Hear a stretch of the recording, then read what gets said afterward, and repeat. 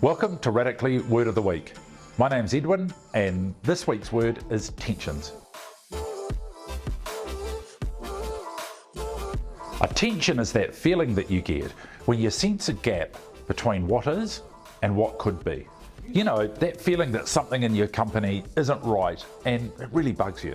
At work, we often bury tensions because they're seen as negative or a problem. At best, we might talk about it with a friend or a colleague, but this hides an opportunity to improve.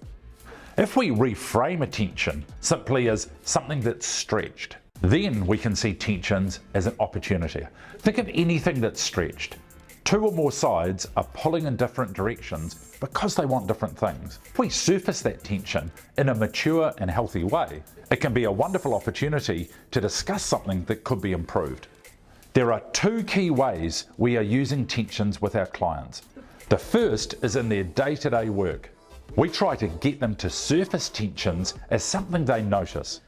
We then help them to discuss them in an open and mature way by encouraging them to be curious about the tension and ask questions.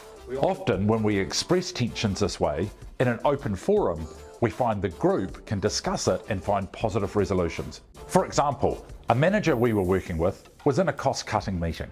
While she was willing to cut costs, she was concerned about the impact on her team's training schedule. They had some new systems about to go live, and having everyone trained was really important.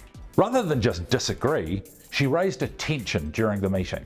One of our team facilitated the discussion around the tension, asking the rest of the team to apply curiosity. The conversation that then unfolded helped us process the tension, but without conflict. By discussing it this way, we discovered that someone else in the group had some unused training budget that could be used. The second way we're using tensions is to use them to try and uncover common patterns throughout the business. Using workshops, we get people to identify tensions they notice, using a pre-developed set. We then combine these together to look at where the common patterns lie. For example, in a recent workshop we ran with a client, we asked them to identify their top 5 tensions. When we mapped this into a single view, we found 3 main tensions. Number 1, there's no time in the day for actual work. Number 2, we struggle to say no. And number 3, people can't take action without permission. We then delved into the root causes behind these and discovered a major problem with prioritization. Work was coming from multiple sources, and nobody was making trade-offs or sequencing work. Together, we agreed on a way to approach this problem, and we put it into action right there and then. So remember, tensions are useful. Think about it. Imagine an organization with no tensions. It simply doesn't exist.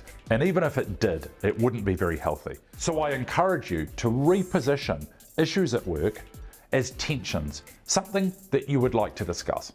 Combine this with curiosity and a growth mindset, and I'm sure you will find a different approach. Thanks for watching Radically's Word of the Week. This week's word is tensions.